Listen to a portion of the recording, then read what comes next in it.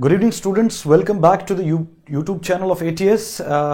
Myself, Lokesh, and today we'll try to learn about the most vital and the most important chapter of your Indian polity, around which the 60 to 70% of the questions of the Indian polity revolves around, whether it is UPSC, be it UPPSC, be it BPSC or Rajasthan Administrative Services or any other government exams.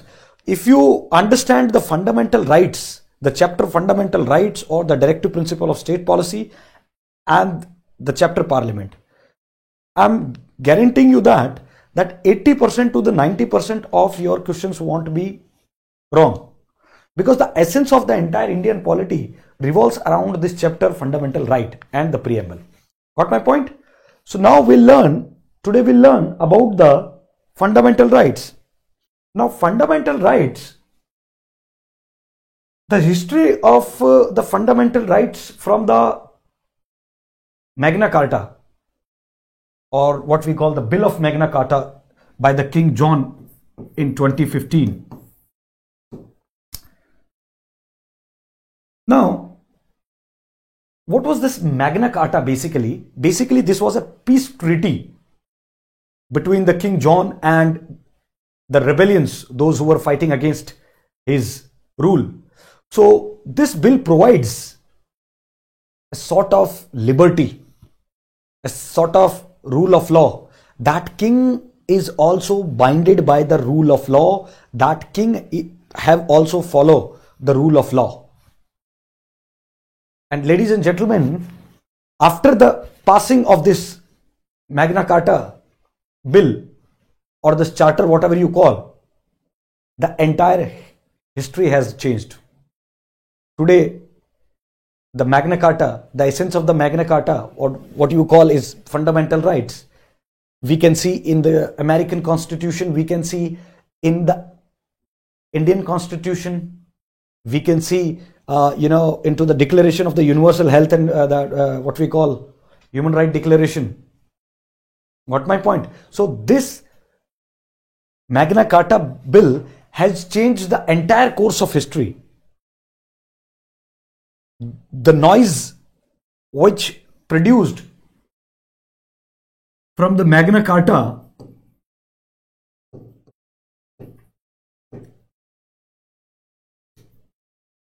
has echoed the words like liberty, freedom, rule of law. ठीक है, ये Magna carta के आने के बाद पूरा जो विश्व स्तर पे एक राजनीति की परिस्थिति जो है वही चेंज हो गई सारी. कैसे?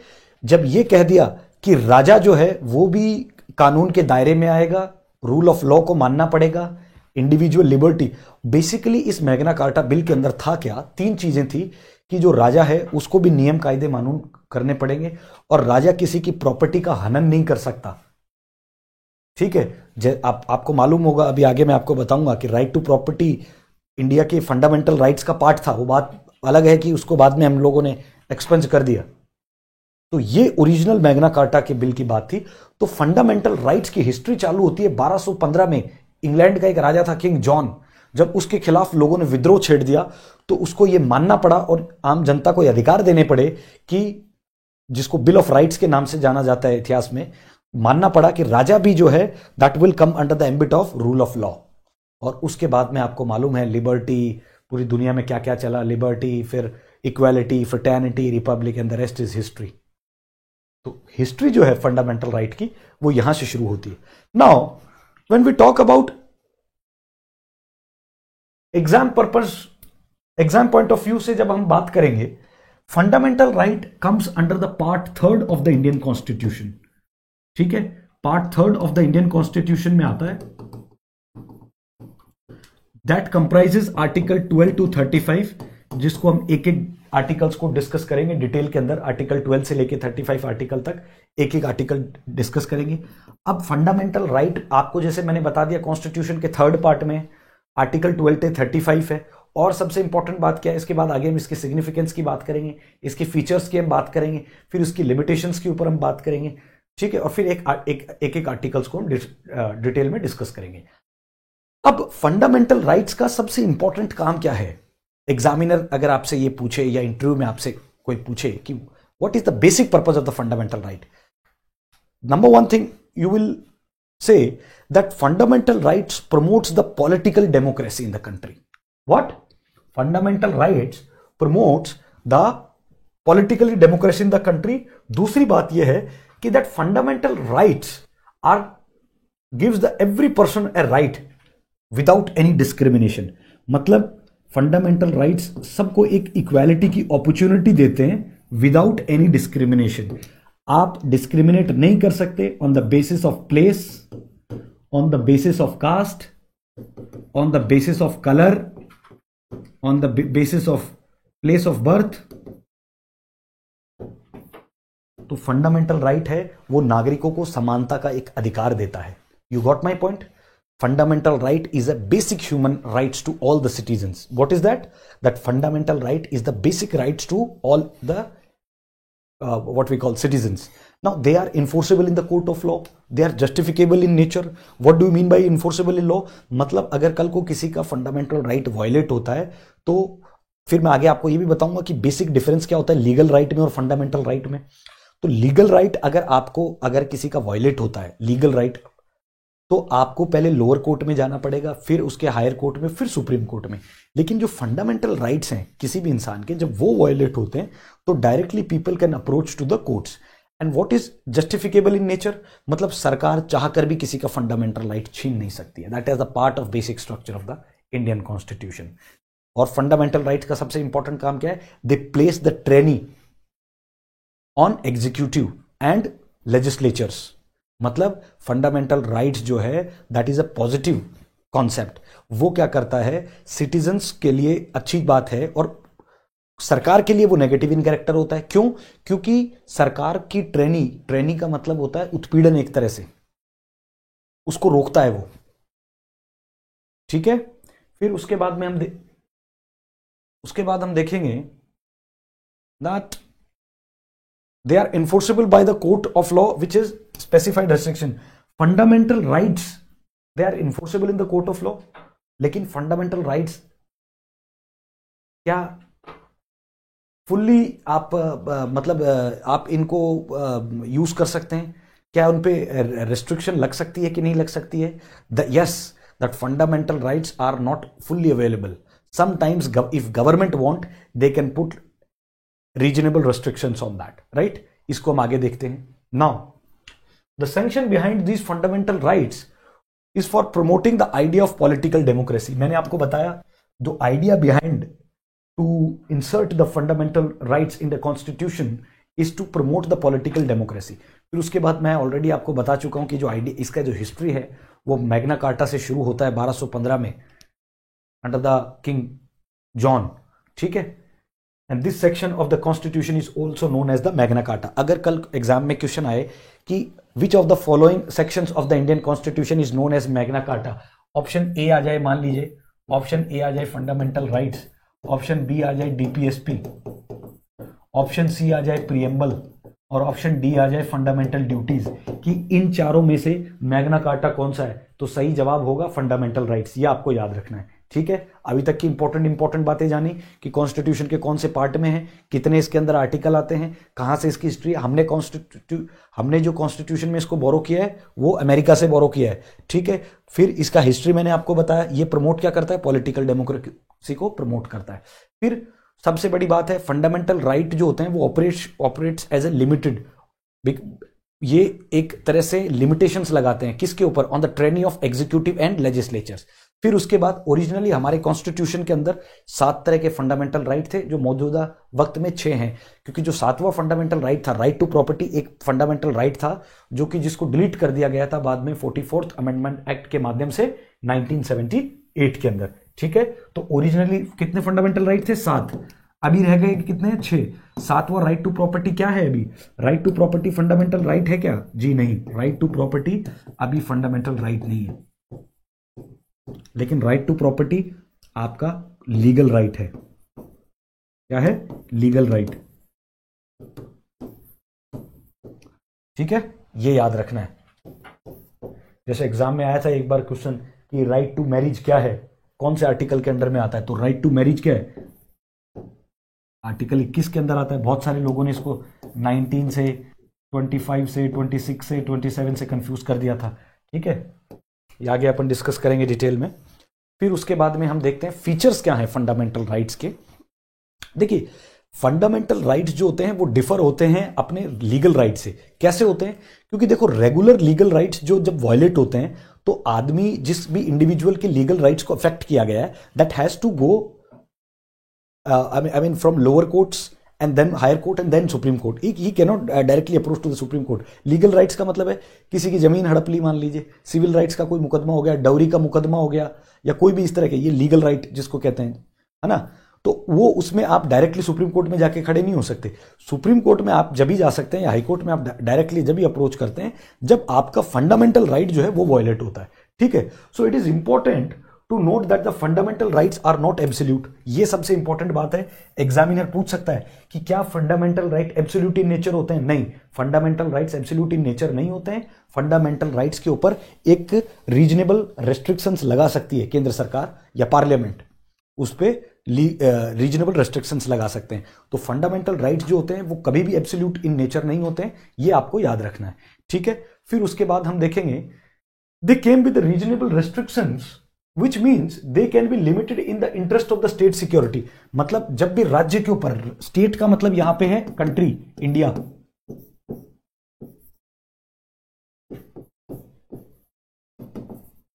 मतलब स्टेट किस किस केसेस के अंदर जो है वो उनके ऊपर लिमिटेशंस लगा सकता है। जब पब्लिक मोरालिटी की बात हो, डिसेंसी की बात हो, maintaining friendly relations with other Nations की बात हो, तब फंडामेंटल राइट्स को आप, गवर्नमेंट जो है वो थोड़ी देर के लिए उन पे लिमिटेशंस लगा सकती है। ठीक है, ये हमेशा याद रखना है। पब्लिक मोरालिटी की बात है, अब कल को कोई कह दे कि मान लीजिए कोई public morality, decency, maintaining friendly relations, public morality, मान लीजिए कोरोना टाइम पे सरकार ने गाइडेंस दे दी कि लॉकडाउन लगेगा। अब कोई कह दे तो मेरा फंडामेंटल राइट है, right to move in the any part of the Indian territory. ठीक है, तो ऐसा नहीं चलेगा। पब्लिक मोरालिटी, सरकार जो है वो लॉ एंड ऑर्डर को मेंटेन करने के लिए, स्टेट का लॉ एंड ऑर्डर मेंटेन करने के लिए, या किसी देश के साथ, अच्छा मान लीजिए किसी देश का राष्ट्रपति या प्रधानमंत्री यहाँ आ रहा है, आप कहोगे कि ये तो साहब मेरा right to speak is a my fundamental right, तो ऐसा थोड़ी आप जाके वहां उसको गाली गलौज कर सकते हैं। तो उसके ऊपर जो सरकार है वो एक बीच में रीजनेबल रेस्ट्रिक्शंस लगा सकती है ताकि हमारे आपस में पड़ोसियों के साथ अच्छे संबंध रहें, public law and order maintain रहे। तो ये सब इंपॉर्टेंट चीज है। Fundamental rights are justiciable, meaning they can be enforced through the courts. ये मैं आपको ऑलरेडी बता चुका हूं कि अगर किसी भी इंडिविजुअल का राइट वायलेट होता है तो डायरेक्टली ही and she can directly visit to the court. फिर उसके बाद आपको एक चीज याद रखनी है कि फंडामेंटल राइट जो है वो basic structure of the Indian constitution का पार्ट है। ठीक है, आपको ये याद रखना है कि फंडामेंटल राइट जो है that is the part of the basic structure of the constitution. अब basic structure of the constitution क्या है? मैं आपको basic structure of the constitution के चैप्टर में बता चुका हूं कि कॉन्स्टिट्यूशन में कहीं मेंशन नहीं है, वो सुप्रीम कोर्ट के वेरियस लैंडमार्क जजमेंट्स आए हैं, उनके बेसिस पे ये तय किया गया है कि ये लिस्ट जो है वो basic structure of the Indian constitution में रखा जाएगा। ठीक है, फिर उसके बाद parliament can amend the fundamental rights through an constitutional amendment, these amendment must not alter the, मतलब फंडामेंटल राइट्स को पार्लियामेंट अमेंड कर सकती है कि नहीं कर सकती है? यस और no? Yes, fundamental rights can be amended by the parliament, but that amendment should not disturb the fabric of the basic structure of the Indian Constitution. So if tomorrow examiner asks you that the fundamental rights can be amendable in the parliament or not, yes, it is amendable, but that amendment should not disturb its basic structure of the Indian Constitution. And in the areas which are placed under the military rule or some sort of president rule, not president rule specifically, the area which are under martial law and the military rule, application the fundamental right में also भी restricted. जहां पे martial law लगा गया है और जहां पे मिलिट्री रूल लगा गया है वहां पे भी फंडामेंटल राइट्स जो है वो रेस्ट्रिक्टेड होते हैं। जैसे आप देखते हैं कभी कभी जैसे काउंटर टेररिज्म की कोई स्ट्राइक होती है, एग्जांपल नॉर्थ ईस्ट में या जम्मू एंड कश्मीर में, तो वहां पे थोड़ी देर के लिए फंडामेंटल राइट्स को जो है लोगों का घरों से बाहर निकलना या थोड़ा आने जाने में पाबंदी लगा दी जाती है। तो वो एक ऐसी स्पेसिफिक कंडीशंस के ऊपर सरकार जो है जब चाहे इस तरह के रीजनेबल रेस्ट्रिक्शंस लगाती है। तो इससे एक चीज तो साबित ये होती है कि फंडामेंटल राइट्स जो होते हैं they are not absolute in nature, yes reasonable restrictions can be placed on them, right. फिर उसके बाद हम देखेंगे कि सिग्निफिकेंस क्या है फंडामेंटल राइट्स का। देखिए सिग्निफिकेंस में सबसे इंपॉर्टेंट बात है कि ये they are the bedrock of the political democracy, ठीक है। They provide the political democracy, right to vote हो गया, हर इंसान को कंटेस्ट करने का अधिकार है, चुनाव में खड़े होने का, हर इंसान को राइट टू वोट है, सबसे इंपॉर्टेंट बात है। जब राइट टू वोट है तो उसका सबसे बड़ा राइट किसी एक डेमोक्रेटिक कंट्री में क्या होता है, that is right to vote. तो ये सबसे बड़ी बात है, ये बेडरॉक सेट करती है पॉलिटिकल डेमोक्रेसी के लिए। कैसे, मैंने आपको बताया, ये लेजिस्लेचर को और एग्जीक्यूटिव को भी रोकती है कि आप जो है फंडामेंटल राइट के ऊपर रेस्ट्रिक्शंस पूर्ण तरीके से नहीं लगा सकते। Yes, you can put reasonable restrictions but that to also not disturb the basic structure of the Indian constitution.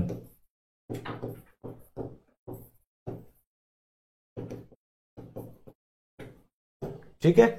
फिर उसके बाद provides the material and moral protection, ये प्रोवाइड्स करता है मटेरियल और moral protection to the citizens. फिर bulwark of the individual liberty, मैंने आपको क्या बताया था कि जो 1215 के अंदर जो मैग्ना कार्टा का जो आया था बिल ऑफ राइट्स, जिसे कहते हैं बिल ऑफ राइट्स, ठीक है।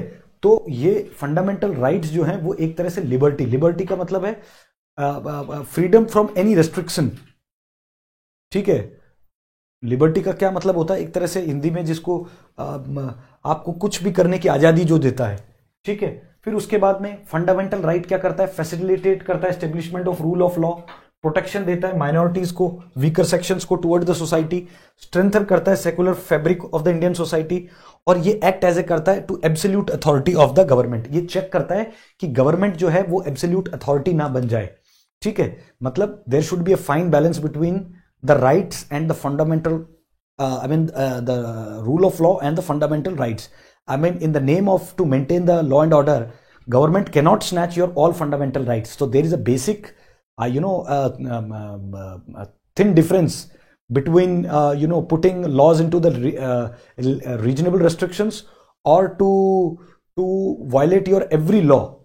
To violate your every right. So there is a very basic difference. So that fundamental right, the basic essence of the fundamental is to protect the individual's liberty, to promote political democracy. That is a bulwark of individual liberty that protects the minorities, especially that we will see in the Article 15, 16 that it prohibits the discrimination on the various grounds.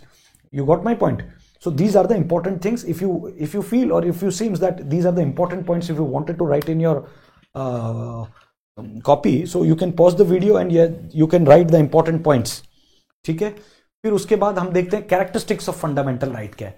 देखिए कुछ fundamental rights हैं वो available होते हैं only citizens को। मैंने आपको बताया पिछले ही चैप्टर में दैट इंडियन सिटीजन्स के पास आर्टिकल 15 सिर्फ इंडियन सिटीजन्स वो एंजॉय करते हैं वो राइट्स। कौन कौन से आर्टिकल होते हैं, that are article 15, article 16, article 19, article 29 and 30।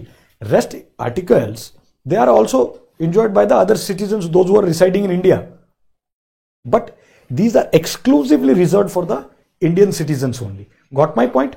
फिर उसके बाद हम देखेंगे fundamental rights are absolute but qualified. मैं आपको ऑलरेडी ये बता चुका हूं। Reasonable restrictions can be decided by the supreme court, ठीक है। फिर उसके बाद ये जो राइट होते हैं फंडामेंटल राइट, ये strike balance between the rights of the individual, to society as a whole, between individual liberty and social control. मतलब ये बैलेंस करते हैं किसके बीच में, एक तो इंडिविजुअल की लिबर्टी के साथ और एक society as a whole. Example, भाई आदमी ये कहेगा कि भाई मतलब राइट टू लाइफ है, एग्जाम्पल। तो राइट टू लाइफ है, इसका मतलब ये थोड़ी है कि रात को 11 बजे घर पे जोर से छत पे डीजे बजाओगे, आप कह दोगे कि साहब ये तो मेरे पास फंडामेंटल राइट है, 10 बजे के बाद जो है मैं खूब तेज तेज डीजे बजाऊंगा छत पे। लेकिन अब कोई आदमी सोसाइटी का आके यहाँ पड़ोसी आपके कहे कि साहब अगर इनका फ्रीडम ऑफ ये फंडामेंटल राइट है तो हमारा भी तो फंडामेंटल राइट है कि हम लोग डिस्टर्ब ना हो। तो कहने का ये मतलब है फंडामेंटल राइट जो एक ही बहुत ही बैलेंस्ड सब्जेक्ट है, जो कि इंडिविजुअल को भी प्रोटेक्ट करेगा, सोसाइटी एज अ होल को भी प्रोटेक्ट करेगा, मतलब इंडिविजुअल लिबर्टी को भी प्रोटेक्ट करेगा और इंडिविजुअल सोसाइटी को भी जो है उसके there should be a fine balance. Got my point? So this is all about the characteristics. That characteristics में आप क्या क्या लिख सकते हैं कि भाई कुछ फंडामेंटल राइट्स हैं वो सिर्फ इंडियन सिटीजन्स के पास ही हैं, उनका आप अकम्प्लिशमेंट कर देना, आर्टिकल्स का नाम लिख देना। फिर fundamental rights are not absolute qualified है क्योंकि सब रीजनल रेस्ट्रिक्शंस हैं।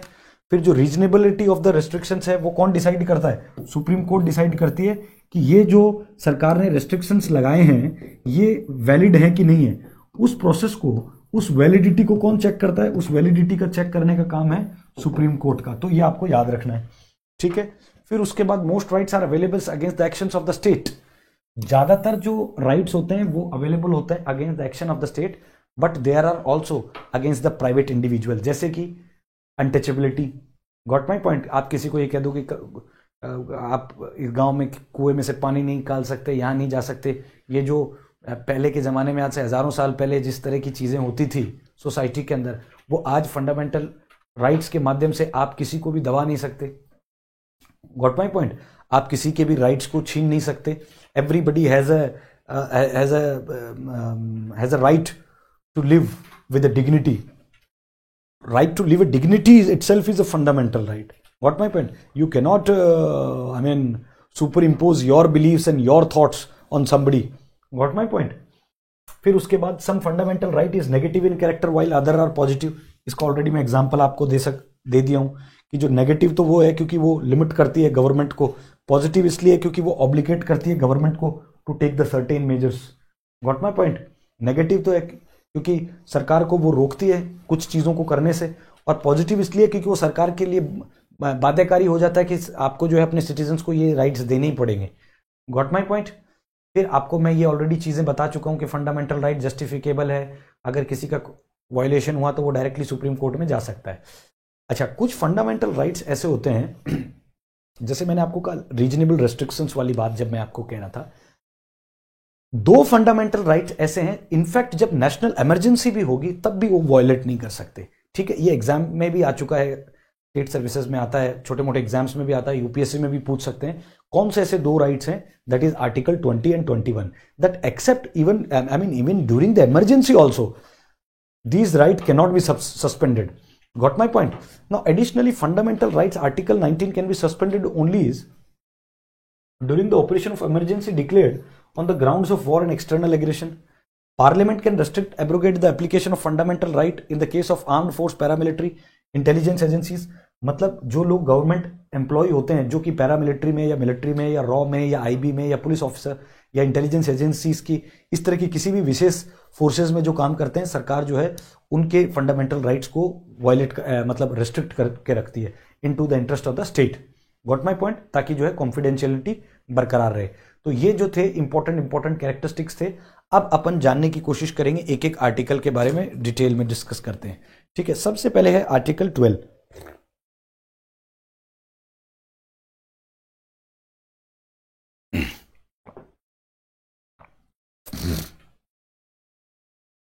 आर्टिकल 12 क्या कहता है? Definition of the state. State के अंदर क्या क्या आता है?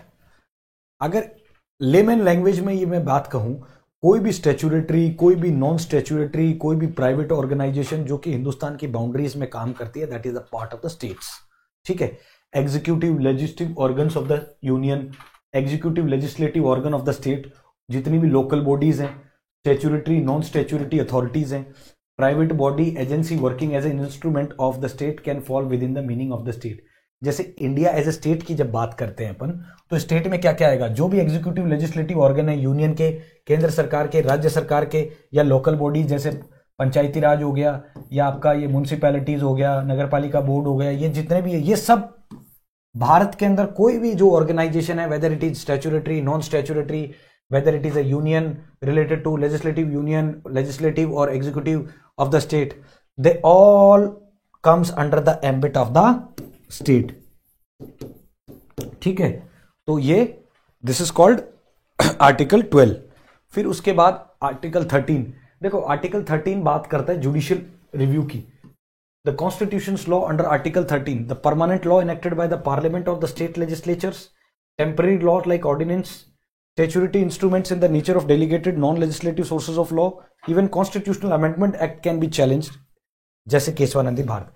आर्टिकल 13 ये कहता है भैया कि एनी लॉ इनकंसिस्टेंट और derogatory with the fundamental rights will be null and void.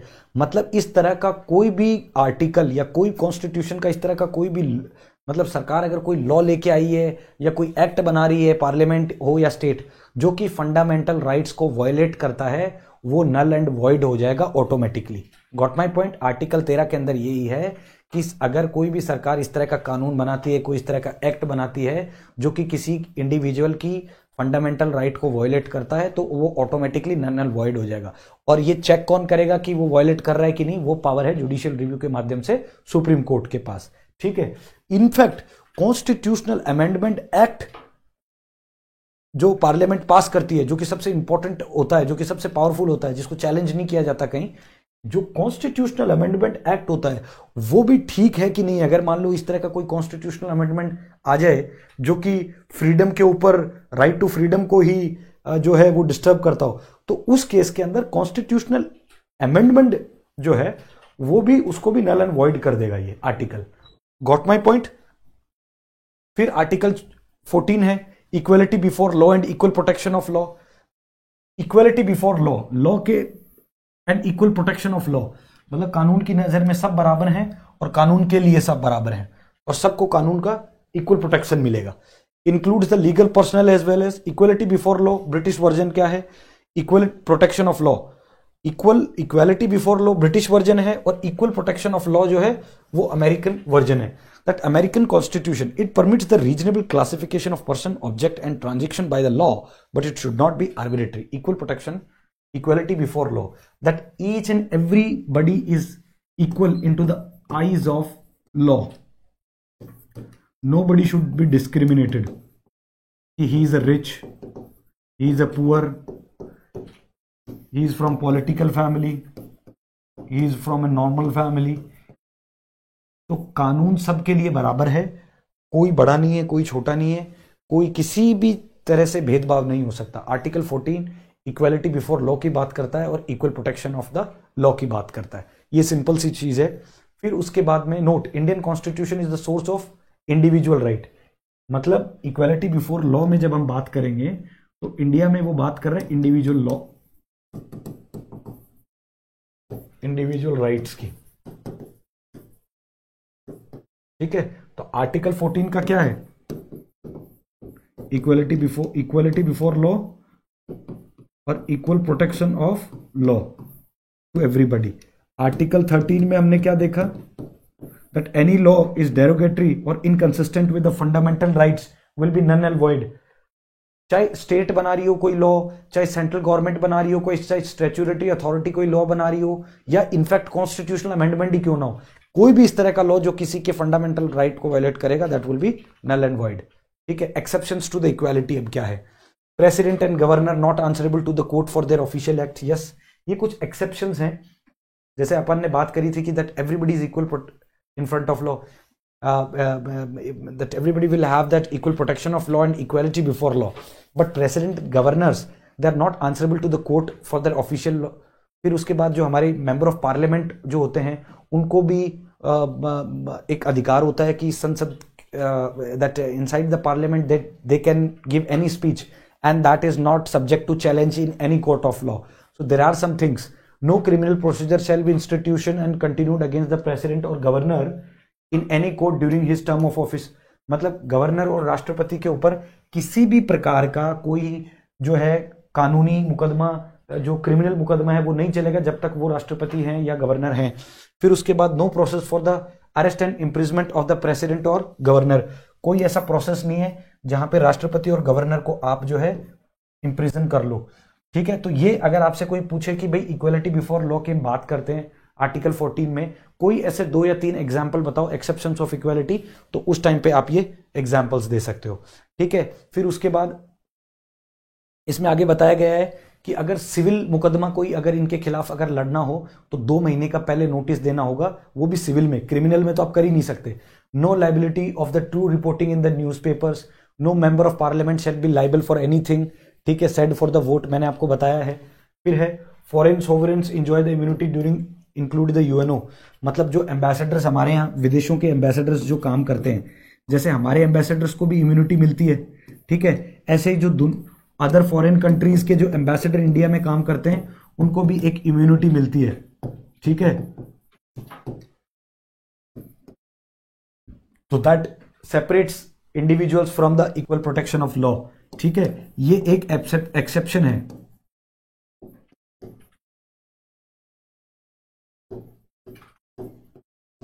ठीक है, फिर उसके बाद आर्टिकल 15 की बात करते हैं हम। आर्टिकल 15 में हम क्या कहते हैं कि no citizen of India shall be discriminated on the basis of religion, धर्म के आधार पे, रेस के आधार पे, कास्ट के आधार पे, सेक्स और प्लेस ऑफ बर्थ के आधार पे आप किसी को भी डिस्क्रिमिनेट नहीं कर सकते। Uses of the two keyword discrimination and only the ground mentioned in the article religion, race, caste, sex, place of birth.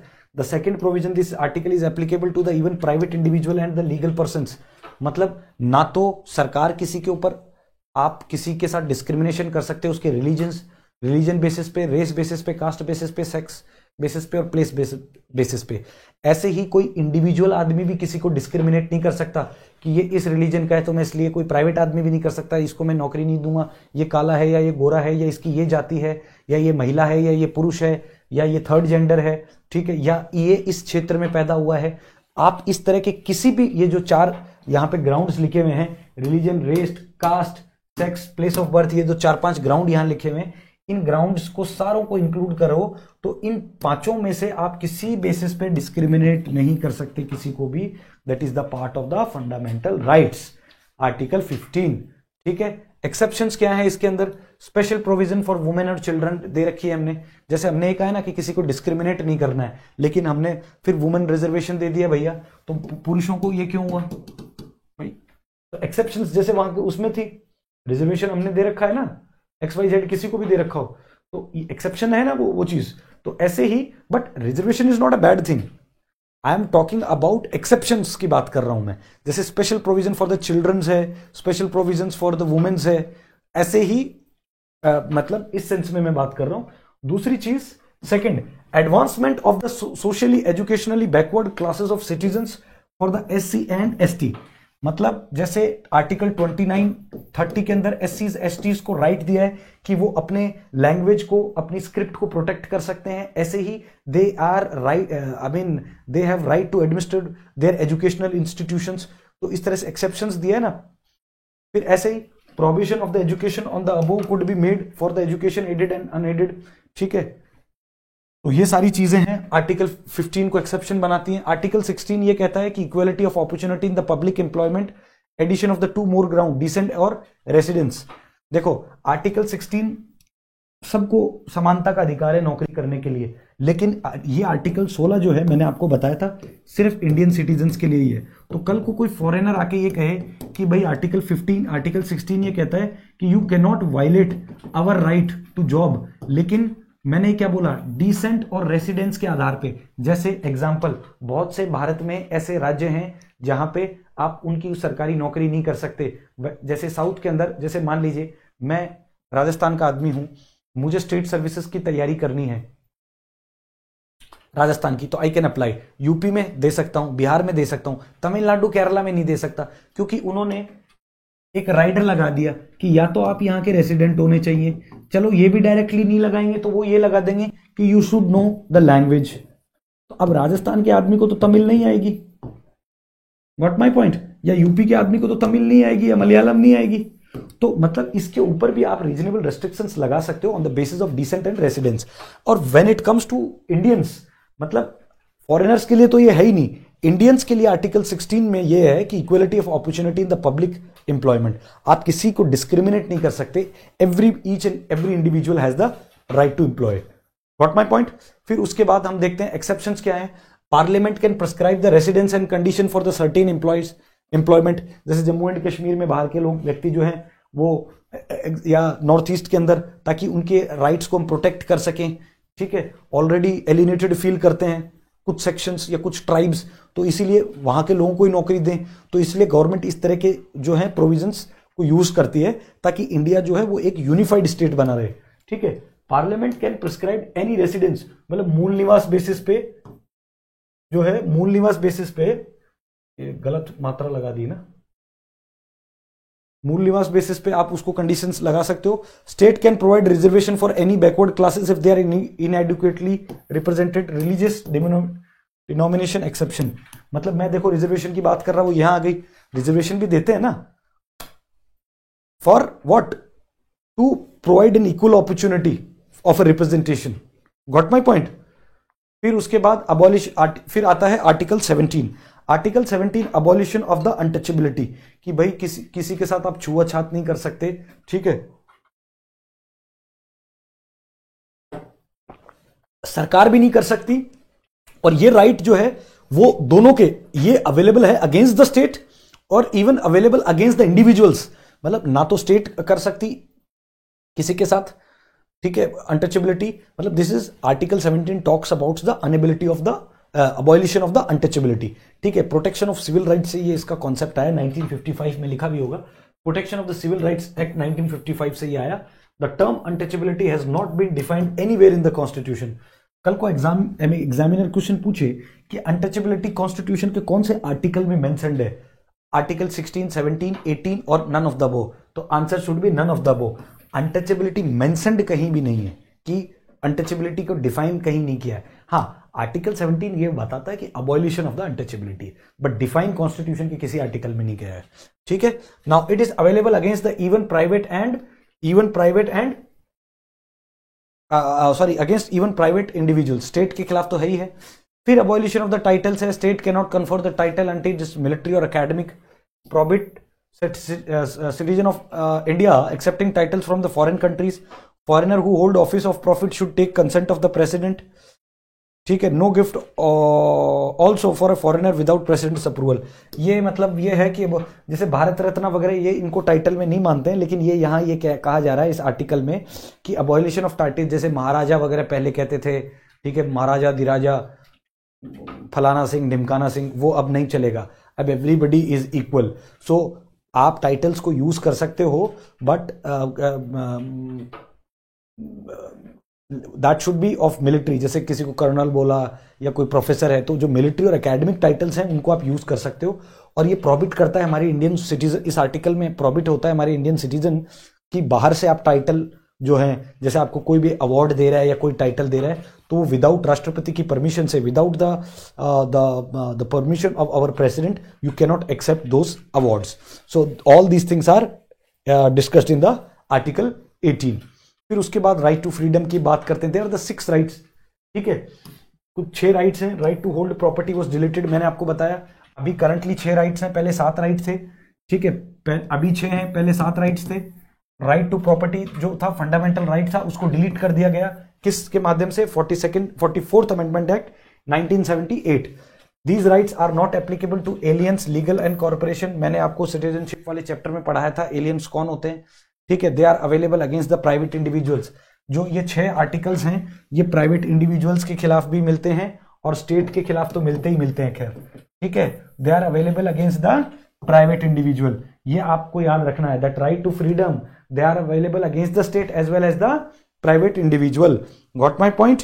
फिर उसके बाद कहते हैं reasonable restrictions can be imposed in the enjoyment of these rights, मैंने आपको बताया था during the emergency कुछ फंडामेंटल राइट्स को है वो आप रीजनेबली रेस्ट्रिक्ट कर सकते हो, तो ये वही आर्टिकल है 19 जो है, जिसको आप इमरजेंसी के टाइम पे या गवर्नमेंट टाइम टू टाइम जब भी जरूरत पड़ती है to maintain law and order, public morality, और वो जो आपको मैंने 4-5 ग्राउंड्स बताए थे, उसके बेसिस पे फंडामेंटल राइट्स को थोड़ी देर के लिए गवर्नमेंट जो है वो रेस्ट्रिक्ट कर सकती है। लेकिन चाहे कुछ भी हो जाए, इंक्लूडिंग इमरजेंसी ऑल्सो, 2 आर्टिकल ऐसे हैं, कौन कौन से, आर्टिकल 20 और 21, इनको गवर्नमेंट किसी भी केसेस पे वो रेस्ट्रिक्ट नहीं कर सकती, छीन नहीं सकती, ठीक है।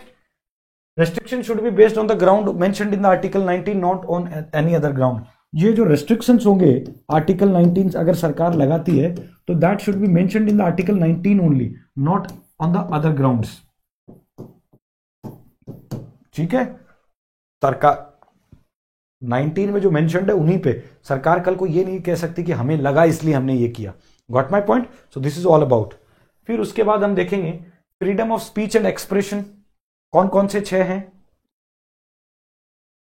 कौन कौन से छह हैं? Number 1 is freedom of speech and expression. It include the commercial advertisement, right against the political party, freedom of speech and all. मतलब आप किसी भी तरीके से कोई कुछ भी बात कह सकते हैं. That does not include the right to strike. अब एक चीज याद रखना, यहां पे बहुत सारी टेस्ट सीरीज खेलती हैं आपके साथ. वो ये लिख देंगी कि right to strike is a fundamental right. नहीं, right to strike is not a fundamental right, but right to protest is a fundamental right. Right to protest, आप प्रोटेस्ट कर सकते हैं बट आप राइट टू स्ट्राइक नहीं है. तो ये आपको याद रखना है कि right to strike does not comes under the ambit of article 19, but right to protest that can be the part of the fundamental right. ठीक है, तो याद रखना है ये आता है freedom of speech and expression के अंदर. फिर उसके बाद बात करते हैं रीजनेबल रेस्ट्रिक्शंस. कौन कौन सी चीजों में आप रीजनेबल रेस्ट्रिक्शंस लगा सकते हैं? जब बात हो सोवरेनिटी की, इंटीग्रिटी ऑफ द नेशन की, जब बात हो सिक्योरिटी ऑफ द स्टेट की, जब बात हो पब्लिक ऑर्डर की, जब बात हो कोई आदमी ने किस इस तरह का कोई इंसाइटमेंट ऑफ ऑफेंस कर दिया हो, डिफेमेशंस की या कंटेम्प्ट ऑफ कोर्ट का. तो इस तरह जब ये सब 5 6 7 8 जो भी जो सब्जेक्ट्स हैं या जो ये लिस्टिंग है, इन लिस्टिंग से अगर कोई फिट बैठता हो फंडामेंटल राइट की, उसको रेस्ट्रिक्ट मतलब उस सर्टेन कंडीशन में फिट बैठता हो, तो इस केस में फंडामेंटल राइट को रेस्ट्रिक्ट किया जा सकता है by the government of any, whether it is state government और सेंट्रल गवर्नमेंट. ठीक है, फिर है फ्रीडम ऑफ असेंबली. एक जगह इकट्ठा होने की जो है वो अनुमति होती है, लेकिन इसके अंदर भी रीजनेबल रेस्ट्रिक्शन है. जब धारा 144 लग जाए कहीं, ठीक है, that can be exercise only in the public land, सिर्फ पब्लिक. अब फ्रीडम ऑफ असेंबली, अब ये नहीं है कि आप फ्रीडम ऑफ असेंबली कॉन्स्टिट्यूशन के अंदर है तो आप कल को ये जाके ये नहीं बोल सकते कि साहब फ्रीडम ऑफ असेंबली हम तो पड़ोसी की छत पे जाके सब लोग इकट्ठा होकर बातचीत करेंगे. ऐसे नहीं कर सकते, वो उसकी प्राइवेट प्रॉपर्टी है. पब्लिक लैंड पे जो सबका है वहां पे जाके आप कर सकते हो, लेकिन किसी का प्राइवेट राइट को जो आप वायलेट नहीं कर सकते. असेंबली मस्ट बी पीसफुल और अनआर्म्ड. ये नहीं कि शोरगुल्ला हल्ला गुल्ला कर रहे हैं और वहां AK-47 लेके चले गए. नहीं, असेंबली जो है वो अनआर्म्ड होनी चाहिए और पीसफुल होनी चाहिए. फिर है reasonable restrictions, sovereignty and integrity of the Indian public order. कहने का मतलब है आप फ्रीडम ऑफ असेंबली, अगर इंडिया की सोवरेनिटी के खिलाफ आप अगर कुछ ऐसा काम कर रहे हैं तो उसको रेस्ट्रिक्ट कर सकते हैं. अगर इंडिया की इंटीग्रिटी संप्रभुता के खिलाफ आप कुछ काम कर रहे हैं या कुछ ऐसा काम कर रहे हैं जो पब्लिक ऑर्डर या लॉ एंड ऑर्डर को स्टेट के खराब करेगा, तब भी जो है आप फ्रीडम ऑफ जो असेंबली है वो आपके पास नहीं रहेगी. ठीक है, तो ये एक कुछ इसमें है. फ्रीडम ऑफ एसोसिएशन है, right to obtain recognition of association is not a fundamental right. ठीक है, right to strike is not a constitutional right but regulated by appropriate law. ठीक है, article 19 does not deal with the movement outside the country. freedom of association है, ठीक है, आप अपनी union बनाओ, ठीक है, धरनेबाजी करो, ये सब अलाउड है, लेकिन स्ट्राइक ये नहीं कर सकते. और विदेशों में अगर कहीं आप असेंबल हो रहे हो तो वो इस एम्बिट के अंदर इंक्लूड नहीं होगा. फिर फ्रीडम ऑफ प्रोफेशन है, जो चाहे मर्जी आप काम कीजिए. आपको अगर बॉलीवुड में जाना है बॉलीवुड जाइए, क्रिकेटर बनना है क्रिकेटर बनिए, IAS बनना IAS बनिए, IPS बनना IPS बनिए. ठीक है, फोटोग्राफी करनी है फोटोग्राफी करिए, जो मन है वो कीजिए, but that should not be legal. ठीक है, ये नहीं हो सकता कि प्रोफेशन में आप बोलोगे साहब मेरे को ड्रग्स बेचनी है, that is not allowed. Freedom of residence is complementary to the above right. ठीक है, फिर उसके बाद में आर्टिकल 20 आता है. आर्टिकल 20 क्या है? Protection in the respect of conviction of offence. जब मैंने आपको कहा था ना, ये 2 आर्टिकल ऐसे हैं 20 और 21, इनको आप किसी भी कीमत के ऊपर वायलेट नहीं कर सकते. तो उसमें आर्टिकल 20 क्या कहता है ये हम अब डिस्कस करेंगे.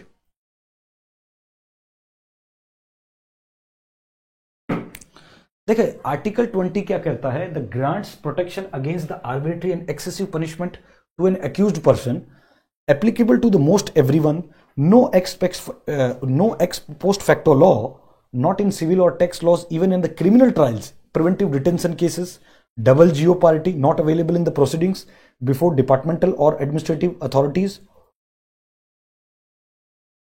no self incrimination not applicable to the civil proceedings.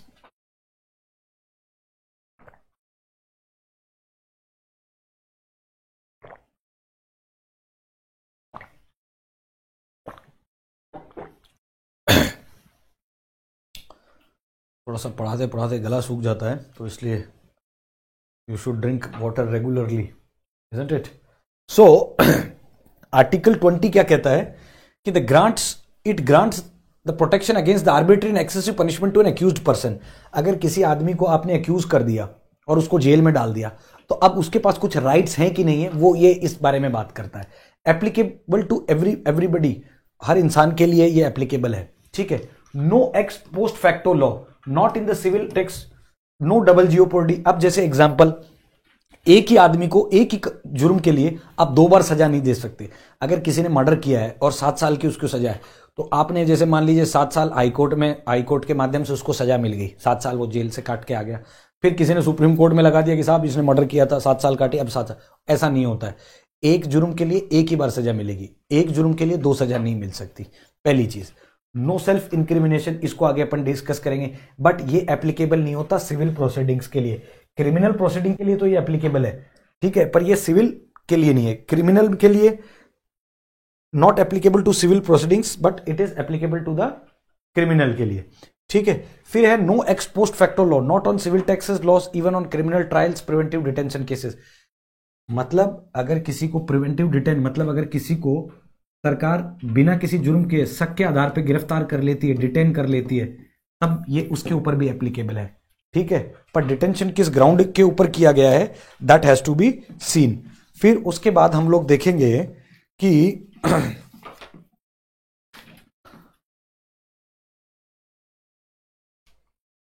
The protection of, अब हम देखते हैं article 21, protection of the life and the personal liberty, right and personal liberty.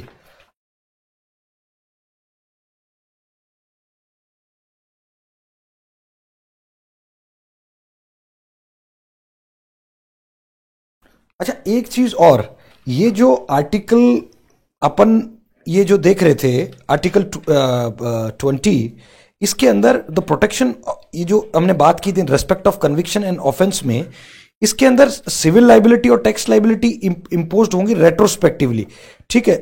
ये अच्छा, इसमें तो खैर ये तो था शायद उसमें, हाँ, दैट वाज ऑलरेडी देयर। अब अपन डिस्कस करते हैं article 21, protection of life and personal liberty.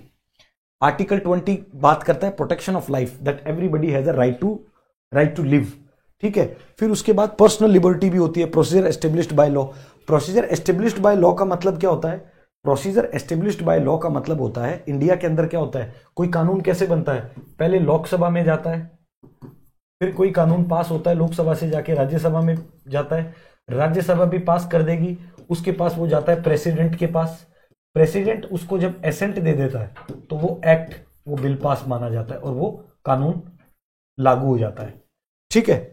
इसको बोलते हैं प्रोसीजर एस्टेब्लिश्ड बाय लॉ, ठीक है। तो आर्टिकल 21 प्रोटेक्शन ऑफ लाइफ की बात करता है और पर्सनल इंडिविजुअल की बात करता है। गोपालन केस में not available against the arbitrary legislative action. Maneka Gandhi में wider interpretation of article 21 just fair and reasonable, ठीक है। मेनका गांधी का पासपोर्ट ले लिया था, तो बाद में आर्टिकल 21 में right to life, right to liberty है कि भाई वो कहीं भी विदेश में इधर उधर जा सकती है, राइट टू फ्लाई दिया था ना। तो ये आर्टिकल 21 के माध्यम से ही मेनका गांधी को जो है वो मान्य है उच्चतम न्यायालय सुप्रीम कोर्ट के द्वारा जो है दैट प्रोटेक्शन वाज ग्रांटेड, ठीक है। फिर various rights include the under this are right to life with the human dignity. अब इस आर्टिकल 21 के अंडर में क्या क्या चीजें आती हैं, that right to decent environment including pollution free water and air protection against hazardous industries, ये सब भी इंक्लूड होता है। अब आर्टिकल राइट टू लाइफ वाला जो आर्टिकल बता रहा हूं मैं, पर्सनल लिबर्टी वाला, इस 21 के अंदर क्या क्या आता है कि आप एक अच्छी जिंदगी जी सकते हैं, आपके पास राइट टू लिवलीहुड है, राइट टू प्राइवेसी है, ठीक है, राइट टू शेल्टर है, राइट टू हेल्थ है, राइट टू फ्री एजुकेशन है 14th ईयर ऑफ एज की। ये आप कमेंट करके बताना कॉन्स्टिट्यूशन के कौन से आर्टिकल के अंदर ये है मेंशन्ड, ठीक है। फिर उसके बाद right to free and legal aid, आप अगर गरीब हैं, आपके पास पैसा नहीं है, तो सरकार इस तरह का एक सिस्टम मैकेनिज्म है कि सरकार खुद आपको वकील ढूंढ के देगी फ्री लीगल एड की। तो आर्टिकल 28 का जो एम्बिट है वो बहुत वाइड है, जिसमें राइट टू लाइवलीहुड आएगा, राइट टू प्राइवेसी आएगा, राइट टू शेल्टर आएगा, राइट टू हेल्थ आएगा, right to free education up to 14 years, right to free and legal aid, फिर right to speedy trial, right against handcuffing, against inhuman treatment. तो ये इस तरह की एक सारी लिस्ट है, आप इसका स्क्रीनशॉट ले लीजिए, ठीक है, और इसको देखिएगा। ये सारी एक इंपॉर्टेंट लिस्ट है जो आर्टिकल 21 के अंडर में आती है, ठीक है। फिर उसके बाद में ये सारा, ये सेकंड लिस्ट है, right to hearing, right to information, right to reputation, right to prisoner having necessities of life. ठीक है, इसका भी स्क्रीनशॉट आप ले लीजिए। फिर ये थर्ड है, ये बहुत सारी चीजें हैं इसमें जो कि आर्टिकल 21 के अंडर में आती है। अब आर्टिकल 21A में क्या आता है, free and compulsory education to all children of the age group of 6 to 14 added by the 86th constitutional amendment of 2002 that free and compulsory education to the group of 6 to 14, 6 से 14 साल तक के बच्चों को अधिकार है कि वो फ्री में पढ़ेंगे। ठीक है, ये 86th कॉन्स्टिट्यूशनल अमेंडमेंट एक्ट 2002 के माध्यम से हमने लागू किया। ठीक है, फिर protection against the arrest and detention, अगर किसी को अरेस्ट कर लिया गया या डिटेंड कर लिया गया तो उसके पास क्या राइट्स हैं। अच्छा, दो टाइप का डिटेंशन होते हैं, किसी को अगर डिटेन करना है या तो प्यूनिटिव डिटेंशन होता है या प्रिवेंटिव। प्यूनिटिव में तो क्या होता है, जब उसने कुछ कर दिया जुर्म उसके बाद उसको डिटेन करके रखना है। प्रिवेंटिव, जब सरकार को ऐसा महसूस हो कि ऐसा ये कुछ हो सकता है, शक के आधार पे जब आप किसी को डिटेन करते हैं तो उसको हम बोलेंगे preventive detention. Got my point. फिर उसके बाद में हम देखेंगे first type of part of article 2010, right to be informed on the ground of arrest, right to consult defended by the legal practitioner, right to be produce before magistrate. अगर आप किसी को प्यूनिटिव डिटेंशन के माध्यम से उठाते हो तो पहले तो आप किस वजह से उसको अरेस्ट कर रहे हो, आपको ये बताना पड़ेगा कि किस ग्राउंड के ऊपर आप अरेस्ट कर रहे हो। ठीक है, ये आपके लिए जानना बहुत जरूरी है। अगर आपको अरेस्ट कर लिया जाए तो उसके बाद आपको वकील से बात करने का पूरा अधिकार होता है कि you can right to consult and defend by the legal practitioner. और अगर आपको पुलिस गिरफ्तार कर ले तो आपको 24 घंटे के अंदर अंदर जो है मजिस्ट्रेट के सामने प्रोड्यूस करना होगा, कोर्ट के सामने प्रोड्यूस करना होगा। 24 घंटे से ज्यादा पुलिस कस्टडी में नहीं रख सकती है। ठीक है, एफआईआर होने के बाद में। ठीक है, फिर right to be released after 24 hours unless the magistrate authorise further detention, आपको रिलीज करना पड़ेगा 24 घंटे के बाद में। अगर मजिस्ट्रेट आपको अलाउ करता है तो ठीक है, उसको डिटेन करके रखिए, लेकिन अगर मजिस्ट्रेट अलाउ नहीं करता है तो आपको 24 आवर्स के अंदर उसको जो है छोड़ना पड़ेगा। ठीक है, ये तो है प्यूनिटिव डिटेंशन का part. These are applicable to those acts which are of the criminal and quasi-criminal nature. Criminal में और quasi-criminal दोनों नेचर्स में। These safeguards are not available to a person detained under the preventive detention law, also an alien. ये मैंने बात की है punitive detention की, जब कोई काम गलत कर दे आदमी, जब कुछ कर दे, पनिशेबल ऑफेंस जब कर दे, उस केस की बातें की है ये। ठीक है, फिर है प्रिवेंटिव डिटेंशन, जब कुछ किया नहीं है शक के आधार पे जब करते हैं तो डिटेंशन ऐसे आदमी का can not exceed the 3 months unless an advisory board recommended by the same board to consist of जजेस ऑफ हाई कोर्ट। मतलब अगर आप किसी को प्रिवेंटिव डिटेंशन के माध्यम से अगर किसी को डिटेन कर रहे हो तो आप उसको 3 महीने से ज्यादा आप डिटेन नहीं कर सकते अनटिल अनलेस आपको एडवाइजरी बोर्ड जो कि हाई कोर्ट के जिसमें जजेस हों वो आपको अलाउ करे।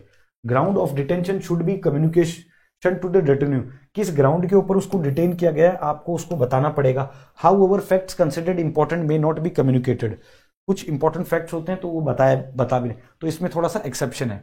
फिर है opportunity of representation should be provided, constitution has divided the legislative power with regard to preventive detention between the parliament and exclusively for defence, foreign affairs and the security of India state legislature. देखो पहली बात तो उसको आपको बताना पड़ेगा, उसके पास पूरा अधिकार है, ठीक है, एक फ्री लीगल एड का। लेकिन अगर भारत सरकार को, केंद्र सरकार को, राज्य सरकार को अगर ऐसा लगता है कि अगर डिफेंस से रिलेटेड कोई बात है, भारत के फॉरेन अफेयर्स से रिलेटेड कोई बात है या भारत की कोई सिक्योरिटी से रिलेटेड कोई बात है तो जरूरी नहीं है उसको इन्फॉर्म करे। ये आपको याद रखना है, defence, foreign affairs and security, ये तीनों जो इंपॉर्टेंट पैरामीटर्स हैं, ये एक बहुत ही इंपॉर्टेंट पैरामीटर्स हैं उसमें। ठीक है, फिर है राइट अगेंस्ट एक्सप्लॉयटेशन। आपके पास कौन कौन से राइट्स हैं against the exploitation? Article 23 prohibit करता है traffic human being and forced labour, protest against the Private action as well as compulsion of arising from economic reasons also included, exception compulsory military services में, ठीक है। आप किसी को human trafficking या force labour जो है ज़बरदस्ती काम नहीं करवा सकते। एक 14 साल से बच्चों के कम के बच्चों को फैक्ट्रीज में काम नहीं करवा सकते आप, ठीक है। तो कहने का मतलब है ह्यूमन ट्रैफिकिंग नहीं कर सकते आप, ठीक है। फिर है provision of employment and children factories. अच्छा, ये वाला एक्ट इस 24 में है। 23 में था provision of trafficking human beings and forced labour, जबरदस्ती किसी से काम नहीं करवा सकते। 24 में है provision of employment of children in factories. आप that childrens are prohibited to work in the factories of, especially when the factory is related to the harmless activities, right? And the Commission of the Protection of the Child Right Act 2005 was enacted to provide for a national commission for the state commission for the child rights. 2005 में that commission has been constituted, that has created a commission which gives and which talks about the rights of the children, right? फिर उसके बाद में ये important articles हैं जो कि article 25, 26, 27 जो कि बात करते हैं freedom of conscience, free profession, practice and propagation की, ठीक है। No forcible conversion allowed. Article 25 कहता है कि freedom of conscience and freedom of profession, practice, propagation of religion. आदमी कोई भी रिलीजन को जो है प्रोफेस कर सकता है, प्रैक्टिस कर सकता है और प्रोपोगेट कर सकता है, लेकिन किसी को आप फोर्स नहीं कर सकते रिलीजन को कन्वर्ट करने के लिए। बोथ सिटीजन और नॉन सिटीजन दोनों के पास ये अधिकार है, दोनों के पास ये अधिकार है कि आप कौन सा रिलीजन को प्रैक्टिस करना चाहेंगे, प्रोफेस करना चाहेंगे और प्रोपोगेट करना चाहेंगे।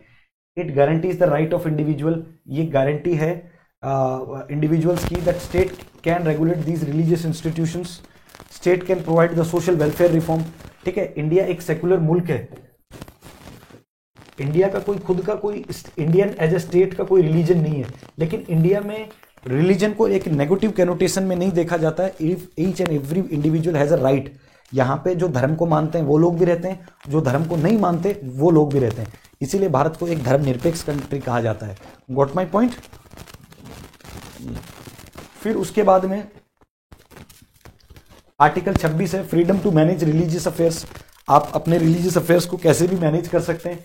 To establish the institutions, to manage its religious affairs, to own the property, to administer such property, it guarantees the right of religious denomination. These are subject to the provisions related to the fundamental right. मतलब आप अपने religion को किस तरह से manage करेंगे वो you are totally allowed to do that, ठीक है। तो ये जो इंपॉर्टेंट आर्टिकल है, आर्टिकल 25, 26, 27, ये जो है ये रिलीजन से रिलेटेड आपको याद रखना है। फिर 27 में freedom of taxation of promotion. सरकार आपसे prohibit to levy any tax, not fee, मतलब टैक्स लेवाई नहीं कर सकते लेकिन फी ले सकती है सरकार, ये याद रखना है। ये एक बार मैंने क्वेश्चन देखा था किसी टेस्ट सीरीज के अंदर कि आर्टिकल 27 जो बात करता है that it prohibits all taxes and fee, but सिर्फ ये टैक्स को छोड़ता है, लेवे करता है, फी को नहीं। फी इंपोज कर सकती है सरकार या कोई इंस्टीट्यूशन, रिलीजियस इंस्टीट्यूशन, लेकिन टैक्स नहीं कर सकता। Got my point. तो आपको ये डिफरेंस याद रखना है टैक्स और फी के अंदर। Got my point. फिर article 28 freedom from attending religious instruction institution wholly set up by the use by the state funds prohibited. जो सरकार द्वारा चलाए गए जो इंस्टीट्यूशंस है आप उसके अंदर जो है आप रिलीजियस इंस्ट्रक्शंस नहीं दे सकते, ठीक है। जैसे दिल्ली यूनिवर्सिटी है, जेएनयू है, या कोई भी XYZ यूनिवर्सिटीज है जो सरकार चला रही है, तो उस ऐसे इंस्टीट्यूशन में आप रिलीजियस इंस्टीट्यूशंस नहीं दे सकते, इंस्ट्रक्शंस नहीं दे सकते। Institution administered by the state but established by the trust, that is allowed. Institution recognised by the state voluntary basis पे। Institution receiving aid from the state voluntary basis पे। तो ये सारी चीज़ें हैं। फिर article 29, 30 we have already discussed कि 29 में हमने जो हमारे माइनॉरिटीज़ हैं उनको राइट दिया है कि वो अपनी लैंग्वेज को, अपनी स्क्रिप्ट को प्रोटेक्ट करके रख सकें। 30 में हमने माइनॉरिटीज़ को राइट दिया है कि वो भी खुद अपने एडमिनिस्टर कर सकते हैं एजुकेशनल इंस्टीट्यूशंस को, ठीक है। तो ये सारी चीज़ें हमने देखी हैं। फिर सबसे इंपॉर्टेंट आर्टिकल आ जाता है आर्टिकल 32, ठीक है। मैंने बताया फंडामेंटल में 12 से लेके 35 तक आर्टिकल है, सबसे इंपॉर्टेंट आर्टिकल है 32। This is known as the heart and soul of the Indian constitution. Guys this is the most important article of the fundamental right, ठीक है, most important part, right. Parliament can empower the court to issue direction and orders. इस article के अंदर कुछ writs हैं, जब वो किसी भी इंसान की वायलेट होती हैं तो directly they can approach to the courts, and what are those writs we will discuss into this unit or this under this article, right? Now president can suspend and enforcement of the fundamental rights during national emergency, article 359। मैंने आपको बताया था ना कि president suspend कर सकता है और enforcement of the fundamental right, national emergency हो रही है तो 359 के माध्यम से प्रेसिडेंट आर्टिकल 19 को वायलेट कर सकता है या रोक सकता है या उसके ऊपर रीजनेबल रेस्ट्रिक्शंस लगा सकता है। मतलब 359 का यूज करके प्रेसिडेंट आर्टिकल 19 पे रीजनेबल रेस्ट्रिक्शंस लगा सकते हैं at the time of emergency, ये आपको याद रखना है। Article 32 can be invoked in only those cases where this is the violation of the fundamental right. Article 32 वहीं पे इन्वोक होगा या वहीं पे इन्वोक होगा जहां पे फंडामेंटल राइट को वायलेट किया गया है। आर्टिकल 32 वहीं पे इन्वोक होगा। Got my point. अब कुछ रिट्स हैं। Before 1950 only high court of Bombay, Madras, Calcutta could issue the writs. 1950 से पहले सिर्फ बॉम्बे, मद्रास और कलकत्ता की जो हाई कोर्ट थी वो ही इशू कर सकती थी रिट्स। और ये जो आइडिया है रिट जारी करने का, ये हमने ब्रिटिश से लिया था, इसको आप याद रखना। The idea of the writ is not taken from the USA, it is taken from the British. The writ jurisdiction of the supreme court is narrower, ठीक है। रिट जुडिक्शन जो है वो हाई कोर्ट की वाइडर है। कभी भी आप कोई पूछे आपसे कि सुप्रीम कोर्ट की जो जुडिक्शन है रिट के मामले में वो हायर है या हाई कोर्ट की हायर है, तो आपको हमेशा कहना है that the writ jurisdiction of a higher court is higher than the supreme Court. क्योंकि सबसे इंपॉर्टेंट बात यह है कि Supreme Court can issue the writs against a person और the government and the while the high court can issue the writs for both territorial jurisdiction and for the private person as well. Got my point? उसके बाद में ये जो idea है the territorial jurisdiction of Supreme Court is much greater than the High Court. Supreme Court is the defender and guarantor of the fundamental right. जो supreme court है, who is the, अगर examiner question पूछे that who is the defender and the guarantor of the fundamental rights, the answer would be Supreme Court. Supreme Court is the guarantor and defender of the fundamental rights. ये आपको याद रखना है. Got my point? अब कौन कौन सी Ritz हैं? सबसे पहले है हैबियस कॉर्पस. हैबियस कॉर्पस का मतलब होता है to the tool of individual liberty against the arbitrary detention.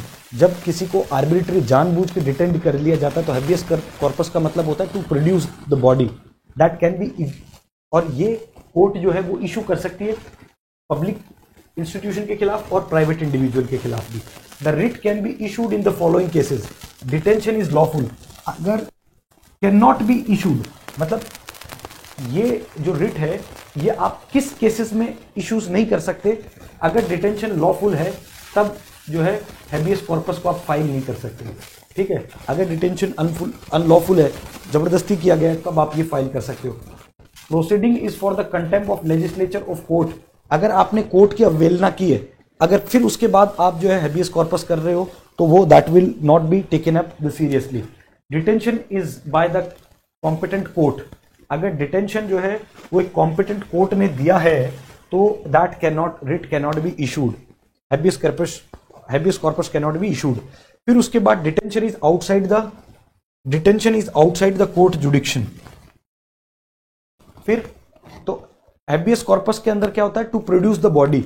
मैंने आपको बताया था ना 24 घंटे के अंदर जो है बॉडी को प्रोड्यूस करना होता है प्यूनिटिव डिटेंशन में, और जो प्रिवेंटिव डिटेंशन होता है उसके अंदर 3 महीने के से ज्यादा आप रख नहीं सकते. अगर इन केस रखना है तो एक एडवाइजरी बॉडी होगी जो कि अलाउ करेगी सुप्रीम कोर्ट को, अलाउ करेगी उस कॉम्पिटेंट अथॉरिटी को कि इसको रखना है कि नहीं रखना है. उसके बाद ही आप रख सकते हैं. ठीक है, फिर उसके बाद हम देखेंगे, ये सारी इंपॉर्टेंट चीज देखी. फिर उसके बाद हम देखेंगे मैंडेमस सेकेंड रिट. पहली हमने देखी हैबियस कॉर्पस, दूसरी है mandamus. We demand that demanding a public official to perform a duty which has failed to perform, that we demand, mandamus का मतलब होता है we demand, habeas corpus का मतलब होता है to produce the body, ऐसे ही mandamus का मतलब होता है we demand। तो जब कोर्ट ये कहता है किसी भी पब्लिक ऑफिशियल को कि भैया आप अपनी ड्यूटी नहीं कर रहे हो, कोर्ट अगर ये कहता है किसी भी पब्लिक ऑफिशियल को कि भैया आप ये अपनी ड्यूटी नहीं कर रहे हो, आप प्लीज इसको अपना परफॉर्म कीजिए, तब इस केसेस में मैंडेमस जो है वो देता है। लेकिन वो सिर्फ पब्लिक ऑफिशियल्स के खिलाफ ही दिया जा सकता है, किसी प्राइवेट इंडिविजुअल के खिलाफ नहीं दिया जा सकता। Can be issued against the inferior court also, can not be issued against A private individual और ए बॉडी। सिर्फ सरकारी इंस्टीट्यूशंस के खिलाफ या कोर्ट के खिलाफ इशूड हो सकता है, लेकिन that can not be produce against the private individual. फिर to enforce departmental instruction that does not process, to enforce the departmental instruction that does not possess the statutory force when the duty is discretionary, to enforce the contractual obligation against the president of governor, against the CJI of high court acting judge judicial capacity। किन किन के खिलाफ use नहीं हो सकती?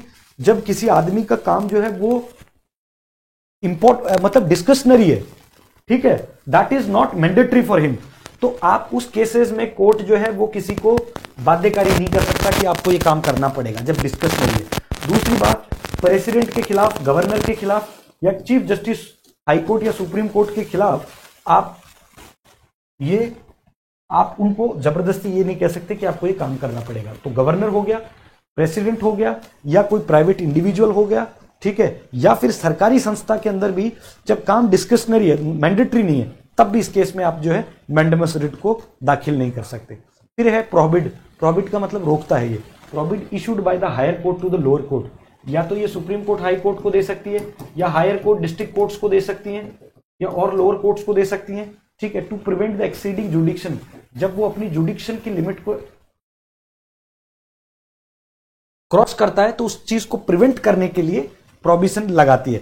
लेकिन it is only against the judicial and quasi judicial bodies, ये administrative bodies के खिलाफ नहीं है। प्रोहिबिशन वाली जो रिट है वो सिर्फ जुडिशियल जो इंस्टीट्यूशंस है उन्हीं के लिए है और क्वासी जुडिशियल्स के लिए। एडमिनिस्ट्रेटिव अथॉरिटीज के लिए प्रोहिबिशन को आप नहीं लगा सकते कि भाई आपका ये जुडिक्शन नहीं है, आप ये काम कर रहे हैं। ये सिर्फ हायर कोर्ट लोअर कोर्ट्स में लगा सकती है कि आपका जुडिक्शन ये नहीं है, आप इसको बियॉन्ड द लेवल अगर you are violating your jurisdiction then they can be imposed. Got my point. फिर उसके बाद हम देखेंगे सेरिटोरी, जब केस को ट्रांसफर करते हैं, available against the administrative authorities as well, ठीक है, much like above it is a curative, ठीक है। फिर है quo warranto by what authority, जब इसके अंदर कोर्ट आपसे ये पूछता है कि भैया आप किस अथॉरिटी से इस पब्लिक, कोर्ट जब आपसे ये पूछेगा कि किस अथॉरिटी से आप ये काम कर रहे हैं, that is known as quo warranto. Claim to a person to a public office, it can be issued against public office of a substantive character, cannot be issued against the ministerial or private office, any interested person can seek the application of this, ठीक है। ये important चीजें थी। फिर article 33 पे हम बात करेंगे, ये इंपावर करता है पार्लियामेंट को to restrict abrogate the fundamental rights. मैंने आपको बताया था आर्टिकल 30 मतलब फंडामेंटल राइट सबके पास होते हैं, लेकिन कुछ पैरामिलिट्री फोर्सेज होती है उनके पास फंडामेंटल राइट नहीं होती है, सरकार उनको नहीं देती है। तो वो आर्टिकल 33 के अंदर मेंशन है कि भाई जो भी पैरामिलिट्री फोर्सेस के अंदर काम करते हैं या इंटेलिजेंस एजेंसीज के अंदर काम करते हैं, उन लोगों के जो फंडामेंटल राइट होते हैं उनके ऊपर रेस्ट्रिक्शंस होता है। और जो ऑब्जेक्टिव है ये करने के behind is to ensure the proper discharge of their duties and to maintenance of the discipline among them, ताकि डिसिप्लिन हो और वो अपना ड्यूटी को इस तरह से आराम से कर सके। अगर ऐसे कर देंगे, हर चीज में वो फंडामेंटल राइट लेके आएंगे, तो इंडिया का नेशनल सिक्योरिटी का ध्यान कौन रखेगा। And the power to make laws under this conferred only to the parliament. और आर्टिकल 33 की भाई पुलिस ऑफिसर्स, पुलिस फोर्स के या पैरामिलिट्री के या कोई भी और एनालॉगस फोर्स है या कोई इंटेलिजेंस एजेंसीज हैं, इनके फंडामेंटल राइट को अगर आपको रीजनेबली रेस्ट्रिक्ट करना है तो ये पावर सिर्फ पार्लियामेंट के पास है। किसके पास है ये पावर? सिर्फ दैट इज ओनली पार्लियामेंट, ठीक है। फिर उसके बाद आर्टिकल 34 हम देखते हैं, that provide for the restrictions of the fundamental right while martial law in force in any area within the territory of India, and the parliament is authorized to indefine any government servant to restoration of law and order while martial law is in force, even if those actions were violative of the fundamental rights. The concept of martial law has been borrowed from the British. जो martial law का जो concept है, that has been borrowed from the British.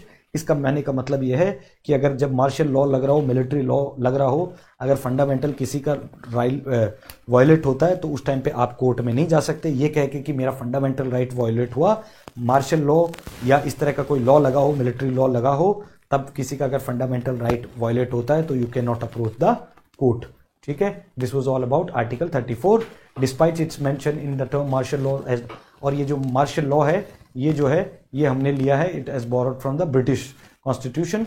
Despite its mention the term martial law has not been defined in the constitution. Martial law constitution में कहीं भी defined नहीं है। There are no grounds mentioned for the imposition of martial law. ना ही constitution में इसको imposed करने का कोई ग्राउंड है। ठीक है, during the operation of the martial law the military authorities are vested with abnormal powers to take all necessary steps. मतलब जब मार्शल लॉ पावर में होता है या मार्शल लॉ को लागू कर दिया जाता है, उसके बाद में इन अधिकारियों के पास या इन पैरामिलिट्री फोर्सेस के पास सारे नेसेसरी स्टेप्स होते हैं ताकि लॉ एंड ऑर्डर को ये लोग मेंटेन कर सकें। However, Supreme Court held the habeas corpus is not suspended when martial law is in force. Supreme court ने माना है कि मार्शल लॉ के अंदर हर चीज अलाउड है, लेकिन हैबियस कॉर्पस को आप नहीं छीन सकते। हैबियस कॉर्पस तभी भी अलाउड रहेगा।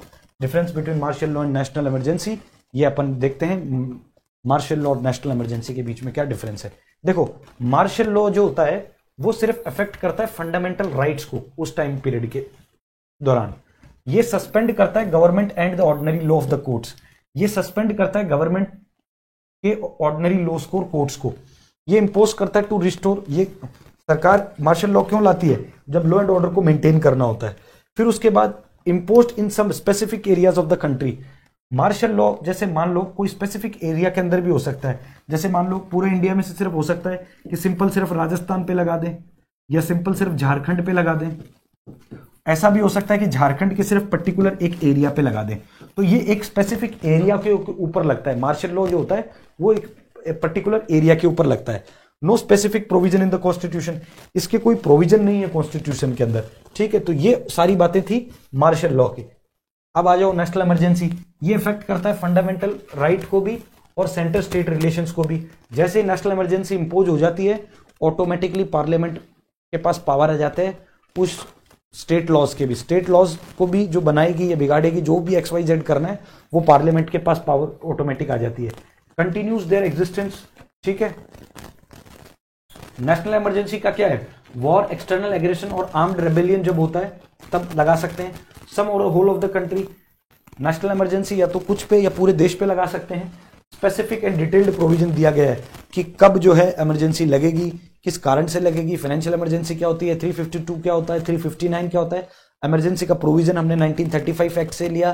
फिर इमरजेंसी को suspension of the fundamental rights during emergency that we have taken from the Germany.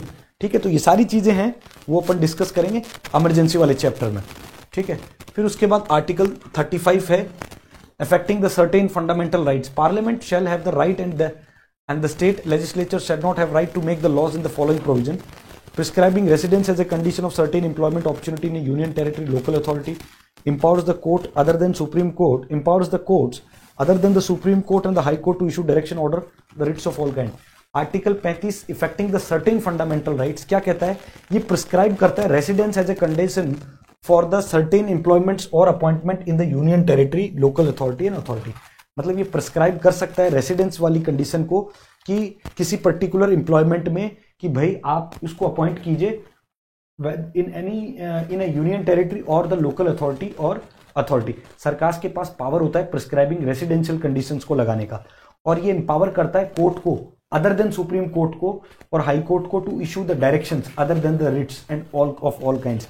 Ritz को छोड़ के सारी चीजों में ये अपने आप को एम्पावर करता है फंडामेंटल राइट्स। ठीक है, so these were the all the things. Now the important thing is criticism क्या है फंडामेंटल राइट के? दैट इज एक्सेसिव लिमिटेशंस हैं। फंडामेंटल राइट एब्सोल्यूट है नेचर में, एब्सोल्यूट नेचर में नहीं है, मैंने आपको बताया।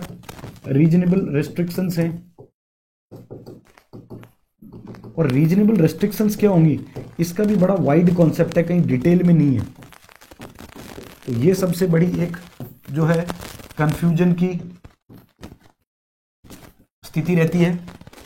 फिर कोई क्लैरिटी नहीं है, फिर है नो परमानेंसी, क्योंकि आपको मैंने बताया सस्पेंड हो जाते हैं fundamental rights during emergency. Expensive remedy, बहुत हमारे यहाँ देश में रेमेडी बहुत महंगी है भाई, कानूनी प्रक्रिया।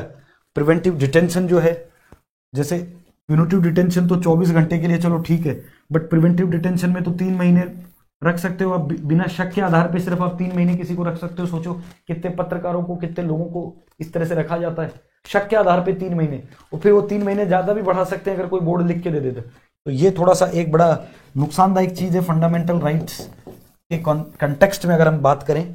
फिर इसकी कोई कंसिस्टेंट फिलॉसफी नहीं है,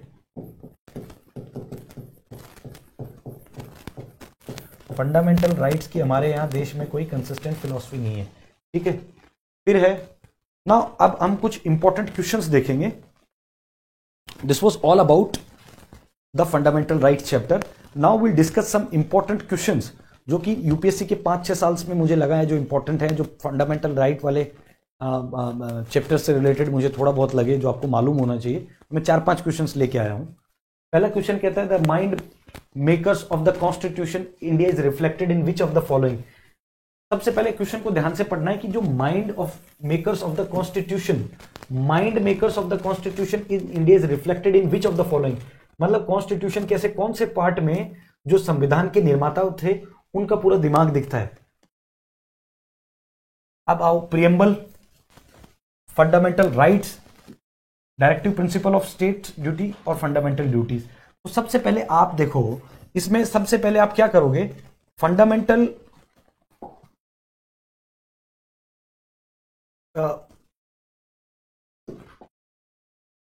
ड्यूटी को तो आप जो है, फंडामेंटल ड्यूटी को तो आप ऑटोमेटिकली एलिमिनेट कर दोगे, ठीक है। Directive principle of the state policy को भी कर दोगे, क्यों, क्योंकि directive principle of the state policy promote करती है सोशियो इकोनॉमिक डेमोक्रेसी। अब आप कंफ्यूज होगे प्रियम्बल में और फंडामेंटल राइट, लेकिन फंडामेंटल राइट तो सिर्फ पॉलिटिकल डेमोक्रेसी की बात करते हैं, लेकिन प्रियम्बल तो सारी चीजों की बात करता है कि किस तरह का नेचर होना चाहिए इंडियन स्टेट का, ठीक है। ऑब्जेक्टिव रिजोल्यूशन में बात की गई थी लिबर्टी की, इक्वेलिटी की, फर्टेनिटी की, ठीक है। प्रोवाइड, इसमें प्रियम्बल में बात की है कि सोसाइटी में इक्वेलिटी होनी चाहिए, ठीक है, सोशियो इकोनॉमिक जस्टिस होना चाहिए, पॉलिटिकल जस्टिस होना चाहिए, ये सारी चीजें मतलब प्रियम्बल में बात की गई है ना। तो प्रियम्बल को देख के आप अंदाजा लगा सकते हो इंडिया का नेचर क्या है। रिपब्लिक कंट्री है इंडिया,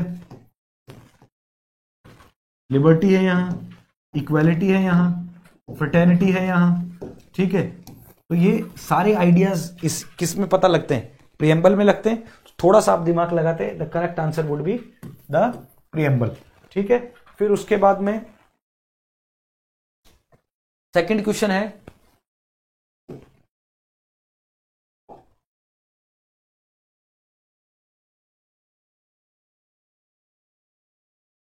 है, which of the following are envisaged by the right against exploitation in the constitution of India. 2017 में एक क्वेश्चन पूछा गया है कि इनमें से कौन सा, which of the following envisage the right against the exploitation in the constitution of India, that which article has been mentioned in under the ambit of exploitation, ठीक है। Prohibition of trafficking in human beings and forced labour, right against exploitation, yes, first is correct.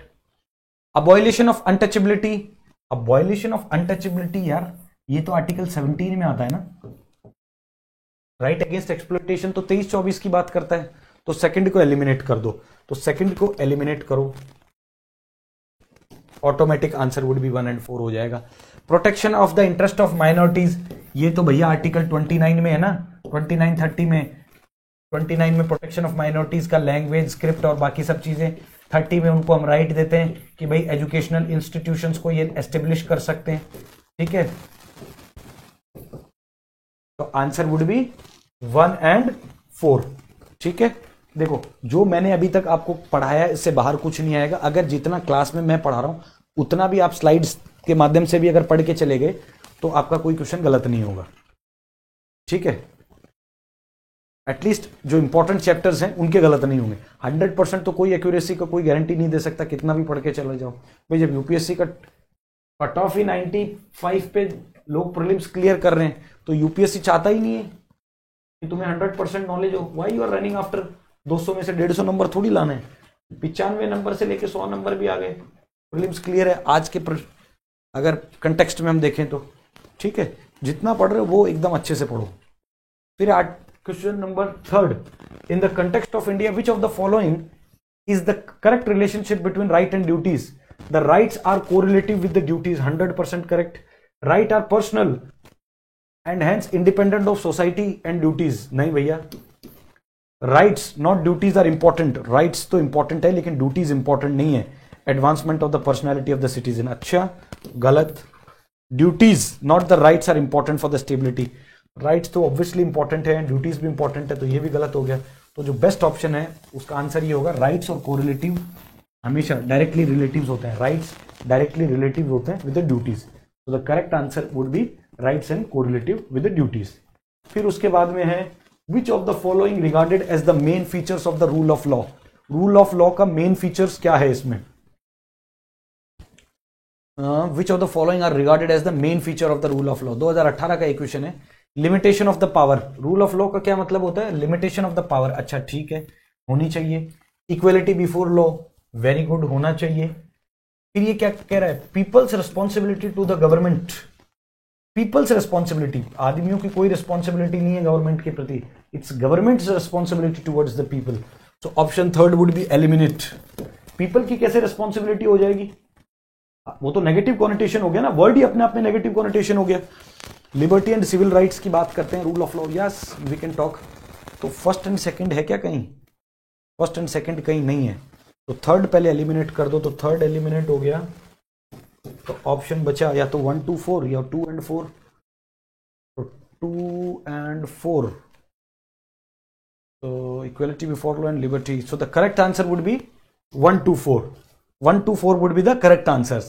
That rule of law regarded as the main features, limitations of the powers, option first is correct, equality before law, that is correct, and liberty and civil right is correct. So the correct answer would be C. Now the last question, the right to privacy is protected as an intrinsic part of the rights of life and personal liberty. Which of the following in the constitution is India correctly appropriate imply by the above statement? जो right to privacy है वो protected by as an intrinsic part of right of life personal liberty. Right to privacy article 21 के under में आती है, ठीक है भैया, आती है। फिर उसके बाद ये क्या कह रहा है? Which of the following constitution is correctly appropriately imply the above statement? Article 14 क्या कहता है? आर्टिकल 14 कहता है इक्वलिटी बिफोर लॉ या equal protection of law and the provision under 42nd amendment of the constitution, ठीक है। Article 17 and the directive principle of the state policy in the part 4th है, ठीक है। Article 21 freedom guaranteed in the part 3rd हो गया, ठीक है। और आर्टिकल 24 हो गया the provision under the 44th। तो 14 equal protection of the right है, ये 42nd अमेंडमेंट में है। Right to privacy, option first is wrong, option B is wrong, and option D article 24 the provision under 44th is wrong. So the best option is article C, that is article 21 of the freedoms guaranteed by the in the part 3rd, ठीक है। So now last question, other than the fundamental right, which of the following parts of the constitution of India reflects the principle and the provisions of the universal declaration of the human rights? इनमें से कौन से जो हैं that were the part of the universal declaration of the human rights 1948? Preamble, yes, it is the part. Directive principle of the state policy is the part. Fundamental duty is also the part of the universal declaration of human right. So the correct answer would be 1 2 3, D would be the correct answer. Okay, so this was all about guys for the fundamental right, जो सबसे important chapter था Indian polity का, fundamental rights, आज हमने वो complete किया है। अगले चैप्टर में हम मिलते हैं directive principle of the state policy. Till then take care and keep watching YouTube channel ATS. Thank you.